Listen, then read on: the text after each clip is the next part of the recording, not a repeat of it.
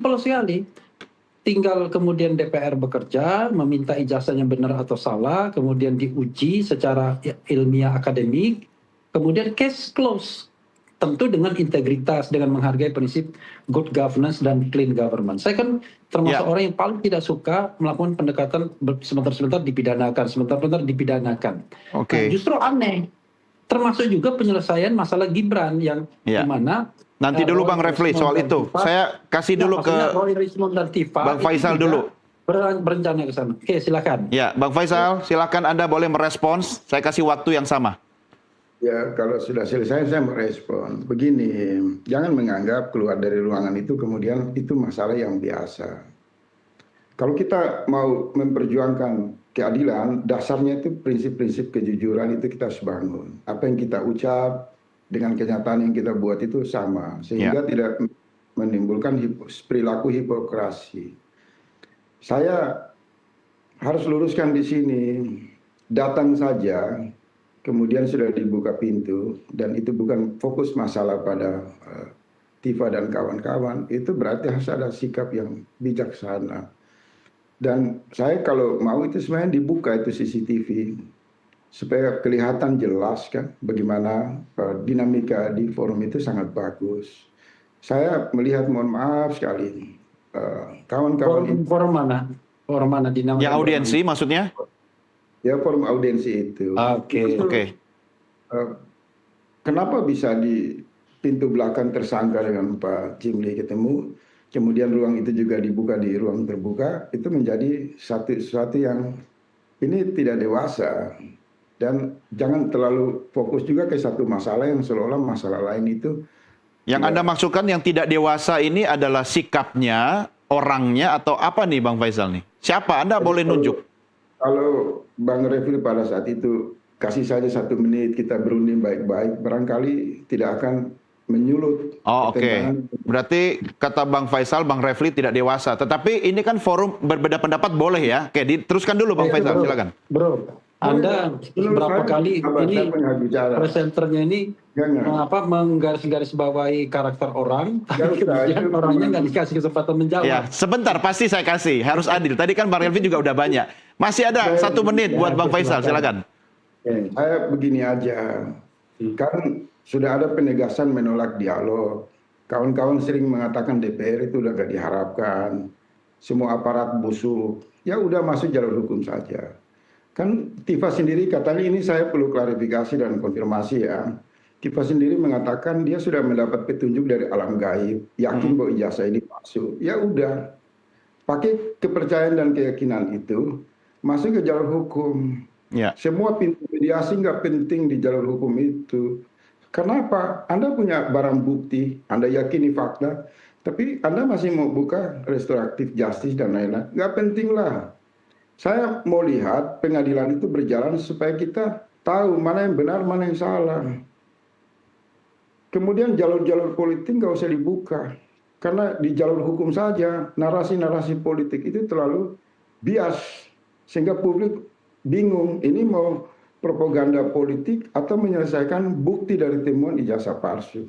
Jadi kalau Mbak Tifa sudah dapatkan ilham, bisikan alam gaib, yakin bahwa ijazah itu palsu, maka masuk ke ranah hukum, konsisten. Sama dengan saya menghadapi Erick Thohir. Saya sendiri nggak merengek-rengek, butuh mobilisasi, demo-demo, nggak penting lah. Kalau saya yakin saya benar, saya lawan. Saya nggak takut. Jadi jangan ada permainan politik kucing garong. Dalam forum itu tampak berbeda, tapi di luar jadi hero. Ya, Bang Faisal, forumnya boleh sama, tapi kan perbedaan pendapat sah-sah saja kan? Anda menghormati perbedaan pendapat. Kalau wilayah politik kan semua dinamis, tapi kalau wilayah hukum sekali menolak mediasi, buktikan bahwa fakta yang Anda bawa ke pengadilan itu bisa menyelesaikan masalah. Jangan merengek-rengek minta dukungan yang bersifat politis, itu nggak ada. Pengadilan itu hanya membuktikan fakta. Apa yang terjadi di pengadilan KIP itu kan bagus. Semua menyaksikan. Pertentangan di sana fokus pada pembuktian. Nah kawan-kawan ini jangan sampai masih baperan soal kalah pilpres, punya afiliasi politik. Kemudian isu ini lebih banyak dagingnya 1 kilo, bumbunya itu 1 ton. Oke, ya baik. Baik, sekarang saya berikan ke Bang Refli. Silakan, Bang. Ya, tolong jangan dipotong ya. Gini, Ya. ya Adindaku Faisal ya, apapun yang Anda katakan it is your opinion ya. Tetapi kita punya pendapat-pendapat yang bisa saja sama, bisa saja berbeda. Saya tidak mengerti Anda bergerak, Anda berbicara, Anda bersikap atas kepentingan siapa saya nggak tahu. Itu it is not my business, ya kan? Karena itu menurut saya hargailah orang yang memiliki pendapat berbeda. Nah, kan? Sebentar Bang Faisal. Selesaikan dulu Bang Refli. Dapat objektif Anda setelah saya bicara. Ketika Anda mengkritik saya diam aja. Tapi ketika saya kritik sedikit aja, Anda langsung bergerak. Gimana? Udahlah. Kalau gitu kita hentikan aja dialog. Jangan dong, harusnya saya yang bisa menghentikan atau melanjutkan. Nah, makanya saya minta Bang Faisal, sebentar saja, sebentar. Saya mau minta kata kuncinya Bang Refli tadi kan belum terjawab tuh apa yang Anda lempar ke Bang Refli. Silakan Bang Refli, lanjutkan dulu. Iya, jadi kita itu harus saling menghargai sikap masing-masing orang, ya kan? Jangan memaksakan, tuh kan? Jawab lagi. Karena yang paksa. Nah, kan? Doni, lebih baik kita berhentikan aja nih. Enggak. Silakan Bang Refli, lanjutkan. Assalamualaikum warahmatullahi wabarakatuh. Jangan Bang Refli. Enggak. Saya tetap kasih kesempatan. Dia nggak tahan dia. Ya, enggak, aman. Bang Faisal tetap saya kasih kesempatan juga nanti. Tapi sekarang Bang Refli dulu, silakan Bang. Berhenti nggak dia komentar gitu, mendengarkan orang lain punya perspektif. Saya sabar mendengarkan Anda berdua kok, silakan. Dasar Anda mau ngadu orang. Ya gitulah Bang Refli, silakan. Anda mau ngadu orang itu biar viral ya gitu ya.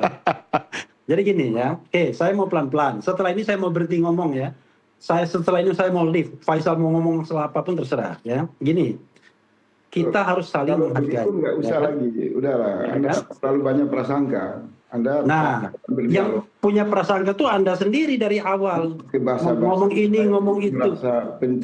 Refli Harun ini bekerja tidak ada agenda politik, tidak ada pesanan, tidak ada nyari keuntungan, tidak ada angin yang masuk, tidak masuk angin, ya kan? Integritas kita boleh diuji, itu masalahnya. Udah, itu aja. Kalau Anda banyak sekali isu yang melingkupi Anda, Anda bekerja buat siapa? Buat kepentingan siapa? Buat siapa? Jangan manuver untuk ya itulah, udahlah. Dan saya dalam kasus ini tidak ada kaitan apa-apa. It's not my business sebenarnya. Saya hanya ingin memfasilitasi dialog, dan dialog itu adalah dialog dengan tim reformasi. Nggak ada kaitannya dengan agenda-agenda politik di belakang layar itu. Saya nggak ngerti, ya kan? Tetapi saya bicara mengenai sebuah sikap, hargailah, karena sikap itu didasarkan pada sebuah pendapat. Bahwa saya punya pendapat bahwa orang tidak boleh dihukum sebelum ada putusan pengadilan yang berkuatan hukum tetap. Itulah namanya presumption of innocence. Kalau Anda bekerja di bidang hukum, Anda pegang itu namanya presumption of innocence. Bahkan bila perlu, kalau Anda diperlakukan tidak adil, Anda keluar dari itu. Itu orang hukum akan senantiasa begitu. Nah, karena kita beda level bergeraknya. Anda di level politik yang dinamis, saya di level hukum, maka silakan hargai masing-masing. Bergeraklah sesuai dengan keyakinan Anda di level politik, saya bergerak di level hukum. Udah. Mungkin kita bisa sama, bisa kita berbeda. Yang paling penting jangan kemudian tiba-tiba seolah-olah ada yang bersih, ada yang bohong, ada yang tidak. Kalau Anda lihat, ya kan? Coba Anda lihat apa kebohongan yang saya buat, apa uang yang saya dapat, apa transfer yang saya dapat. Nah, apa Anda yakin Refli Harun menjadi alat orang? Refli Harun menjadi orang yang bisa dipakai? Ya. Jadi kalau kita mau adu integritas, ya udah cek rekening nilai kita, kan begitu. Udahlah, itu aja lah ya. Sudah. Adinda Faisal, saya mohon maaf ya. Jangan emosi. Nggak mau berdebat beginian lagi, nggak enak lah. Kita kan teman ya. Jadi saya mau luruskan begini, Bung Refli. Oke. Nah, Anda ya silakan. Saya pelan. Tapi kalau Anda mencoba-coba arogan, saya akan reaksi. Jadi ini masalahnya sederhana. Harus berbesar hati untuk mengatakan bahwa memang ada kehilafan. Manuver Anda keluar dari forum itulah asbab yang memicu prasangka di antara berbagai pihak. Saya mau coba luruskan ini. Sebentar. Prasangka siapa? Prasangka Faisal Assegaf yang menimbulkan bahwa apa? Kan Anda yang meres itu. Marah-marah, brother. Oke, silakan. Saya dengarkan. Oke. kehilafan. Saya menggunakan terminologi kehilafan. Bahwa manusia itu nggak suci dan sempurna. Oke. Terjadi, kemudian itu menimbulkan reaksi. Ya. Kalau merujuk pada diskusi hari ini tentang kongsi, saya mau mengatakan, kalau mereka mengatakan pecah kongsi, ya itu ketidakdewasaan itu yang bisa menyebabkan. Ya, belum terjadi, toh. Ya. Menurut Tapi saya, kalau pecah kongsi itu kan urusan internal mereka, Bang Faisal. iya itu mereka, saya juga gak ikut-ikutan di situ, dan kongsinya apa juga kan. Semua ini kan ada arus besar dalam kesadaran bersama untuk menyelesaikan ijazah palsu. Boleh kan saya sarankan, kalaupun tidak diterima juga tidak apa-apa. Mediasi di luar pengadilan itu perlu. Supaya apa? Saling mengkonsolidasikan kekuatan, maju bergerak memenangkan apa yang kita mau. Harus ada sifat elegan seperti itu. Kedua, Artinya Bang Faisal, ketika Anda menyarankan sesuatu dan saran itu tidak diikuti, Anda juga nggak boleh baper kan? saya nggak baperan. Saya bilang tiap hari mereka berantem di TV kan, dimediasi oleh media massa, tim Jokowi dan tim anti Jokowi. Peristiwa itu sudah terjadi. Hanya saja memang kawan-kawan ini paling tidak suka dengan kata musyawarah, kata mediasi, kata dialog. Kawan-kawan ya, bukan Bung Refli. Artinya apa? Karena ada terbakar emosi yang luar biasa, yang terus-menerus dalam algoritma politik, dengan keyakinan yang tadi saya bilang itu. Yang saya dengar, Pak Refli klarifikasi dulu, apa benar Pak, Mbak Tifa itu dapat ilham, bisikan dari alam gaib, bahwa ijazah Pak Jokowi itu palsu. Kalau itu dijadikan alasan, itu sangat menakutkan bagi saya. Karena yang namanya asli atau palsu itu pertentangan ilmiah saja dokumen. Yang kedua, ini masalah sederhana kalau kawan-kawan itu mau bergerak secara konsisten pada wilayah hukum. Dan saya apresiasi karena sudah tim pengacara yang lama sudah dibongkar kan, kita senang. Kita berharap masuknya pengacara yang baru ini bisa menjernihkan masalah, tidak lari nyerempet ke masalah politik. Itu saja. Soal siapa jujur, siapa bersih, saya orang yang selalu menantang. Jadi kalau ada tuduhan-tuduhan siapapun ke saya akan layani. Ya, Bang Faisal, soal alam gaib tadi kan harusnya dijawab sendiri sama Dr. Tifa kan? Tapi Anda bertanya kepada Bang Refli. Ya silakan aja mereka. Karena itu diksi yang menurut saya sangat tidak bagus. Itu bisa menggugurkan keyakinan publik. Bagaimana persoalan ditarik-tarik, persoalan dukun, persoalan alam gaib, mimpi ketemu siapa, harus ketemu presiden, karena bimbingan mimpi, alam gaib. Itu kan saya mulai merenung. Ini tidak ilmiah, ini irasional. Oke, tapi saya minta responnya Bang Refli dari kacamata hukum. Silakan Bang. Ya, oke ya. Begini, Don, Doni juga ya. Jadi ini kan saya tidak tahu ada kata-kata seperti itu. Tapi yang paling objektif dari itu adalah baca saja yang namanya JWP, Jokowi's White Paper. Itu buku dengan 700 halaman dan itu bisa menggambarkan secara ilmiah mengenai soal ijazah itu. Kalau kita misalnya baca apa yang dilakukan oleh paling banyak halamannya Rismond misalnya, dia kan betul-betul dia menguliti satu-satu huruf untuk mengatakan bahwa ini tidak original. Jadi sangat ilmiah sekali. Demikian juga Rosario dengan forensiknya. Nah, Dr. Tifa dengan neuropolitikanya dia menilai watak itu berdasarkan ekspresi, kemudian dikaitkan dengan perilaku dan otak dan lain sebagainya yang merupakan ilmu baru, neuroscience dan politika yang digabung jadi satu. Nah, karena itu menurut saya ya, justru yang kita harus adili ini adalah buku itu. Apakah buku itu memang betul-betul buku yang betul-betul bisa dipertanggungjawabkan? Kan tidak ada orang yang mengupas buku itu sama hebatnya dengan isi buku itu. Yang ada adalah hampir semua kita, ini jujur ya, tidak membacanya secara persis. Yang kita baca itu a piece of statement dari yang gak jelas itu. Barangkali statement mungkin di Twitter, di apa. Betul. Saya sendiri nggak pernah mendengar Dr. Tifa bilang bisikan alam gaib dan lain sebagainya. Justru pujian dari Ridho Rahmadi yang merupakan ahli EA yang berapa kali menjadi reviewer jurnal internasional, dia mengatakan ini karya ini berhak untuk satu gelar doktor lagi, bayangkan. Saking dia menghargai. Dan cobalah buka lembar-lembar Jokowi's White Paper itu, baik bagian Rismond maupun bagian Dr. Tifa Rosario. Kita akan menemukan sebuah tulisan yang dengan referensi, bukan hanya sekedar pamflet atau misalnya sekelas artikel di media massa, kan tidak begitu. Nah sayangnya memang tradisi literasi kita ini kan lemah. Kita menangkap hal-hal yang tidak esensial, menganggap bahwa itu sebagai yang esensial. Sementara Jokowi's White Paper sebagai dokumen pertanggungjawaban dari ketiga orang ini tidak pernah dimengerti, tidak pernah dibaca, bahkan oleh penyidik sekalipun. Bayangkan misalnya penyidik yang nggak terlalu paham bagaimana bekerjanya digital forensik Rismond, bekerjanya ilmu neuroscience dan neuropolitikanya Dr. Tifa harus menilai, kemudian mengkonstruksikan bahwa apa yang dilakukan itu adalah ujaran kebencian, apa yang dilakukan itu adalah mengedit dokumen agar tampak palsu dan lain sebagainya. Padahal mereka pre-processing dalam penilaian yang dilakukan Rismond, Roy Suryo saja mereka nggak paham. Nah, karena itu ketika kita mengadili ilmu pengetahuan, ini kayak masa lalu aja Galileo Galilei. Iya. Bagaimana otoritas agama menilai sesuatu yang merupakan perkembangan ilmu pengetahuan. Jadi kalau kita mau menjadi bangsa yang beradab, civilized ya, saya termasuk orang yang paling tidak suka pendekatan itu pidana dan lain sebagainya. Kalau Pak Jokowi tersinggung, harusnya kan digunakan pasal delik aduan saja. Dan delik aduan itu hanya 4 tahun maksimal ancamannya dan tidak punya hak untuk menghukum atau mengancam orang. Seperti Haris Azhar kan, misalnya. Jadi itu kan gentle, betul-betul berhadapan antara Luhut dengan Haris Azhar, dan Haris Azhar karena dia tidak ditahan, dia bisa defense dan kemudian memenangkan kasus itu. Ya, kalau ini tidak, delik aduannya ditambah dengan delik-delik umum yang nggak masuk akal, yang tadinya ancaman hukumannya 4 tahun menjadi 12 tahun.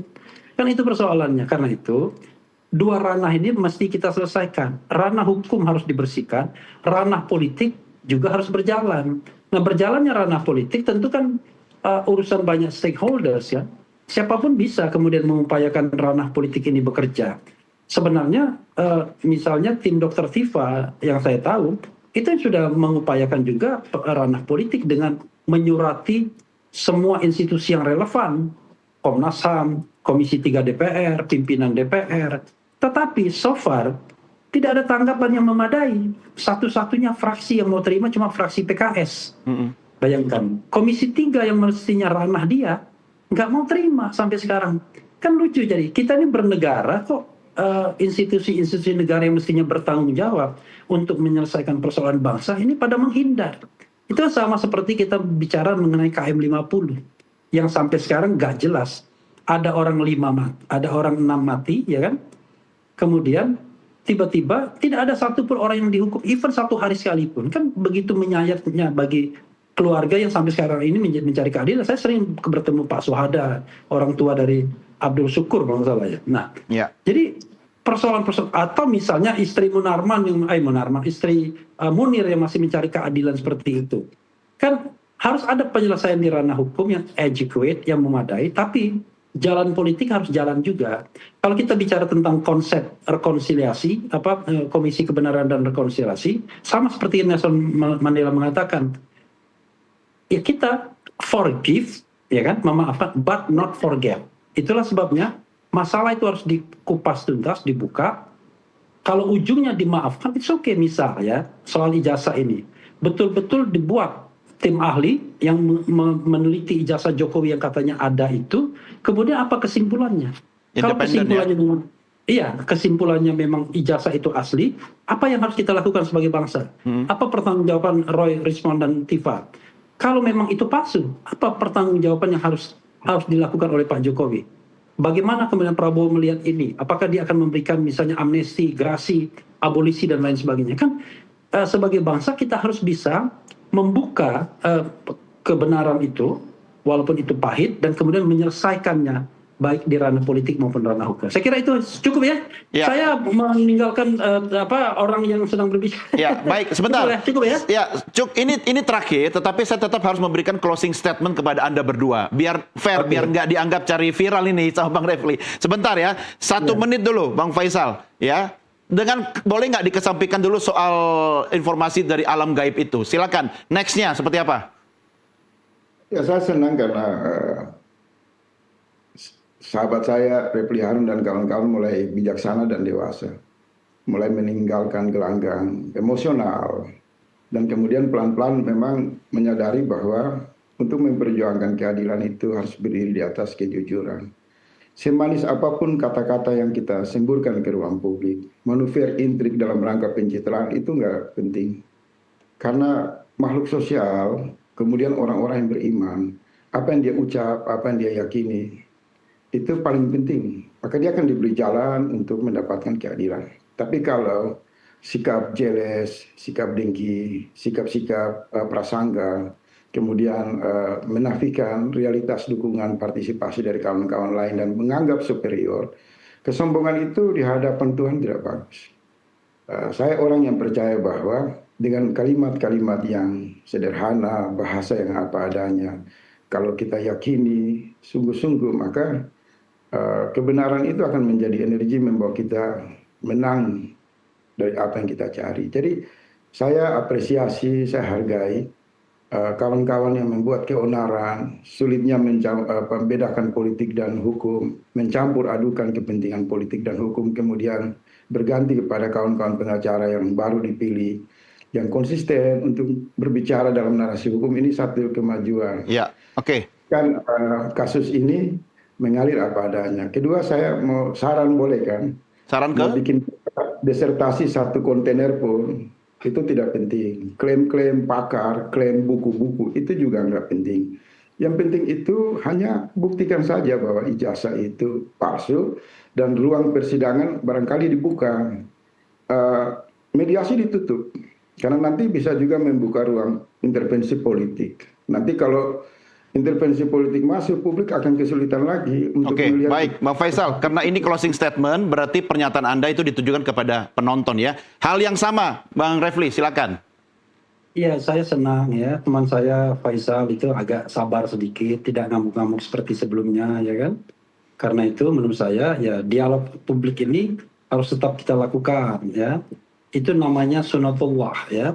Dan tidak perlu juga menuduh orang arogan, orang bohong dan lain sebagainya. Karena saya pernah dinasihatkan oleh guru saya, don't trust somebody saying trust me. Jadi jangan percaya dengan orang yang mengatakan bahwa percayalah saya. Jadi karena itu saya kira memang ke depan ya kita akan melihat sebenarnya siapa sih sesungguhnya lakon semua ini, apa target politiknya, apa yang dimaui, keuntungan apa yang mau diperoleh dan lain sebagainya. Tetapi dari itu semua kan keinginan kita adalah negara ini baik, negara ini menjadi negara yang baldatun thayyibatun warabun ghafur, negara yang mewadahi kita semua, dan kemudian itulah alasan kita berbangsa dan bernegara. Karena kita berharap bahwa NKRI ini adalah tempat kita lahir dan insya Allah kita meninggal di sini. Dan kita kemudian merasa bahwa ini adalah jalan ke surga bagi kita semua ya, tanpa harus menghakimi orang lain. Baik. Itu saja. Wabillahi taufiq wal hidayah. Wassalamualaikum warahmatullahi wabarakatuh. Ya, sebentar, Bang Refli. Soal kata-kata tadi, jangan percaya pada orang yang mengatakan trust me. Itu hanya dijawab oleh suami yang pulang kemalaman ditanya sama istrinya. Bang Faisal masih bersama kami kan? Oke, udah cukup Ya, lah. enggak. Saya cuma mau mengapresiasi Anda berdua. Terima kasih Bang Faisal, Bang Refli. Sebenarnya Anda semua ini sehati. Karena kemejanya pun sama sebenarnya dari awal diskusi kita. Garis-garis. Nggak ada kemeja yang lain soalnya. Terima kasih Bang Refli. Sehat selalu. Sampai ketemu lagi. Bang Faisal juga sebelumnya terima kasih. Sampai jumpa lagi. Selamat malam. Ya, pemirsa, demikian diskusi.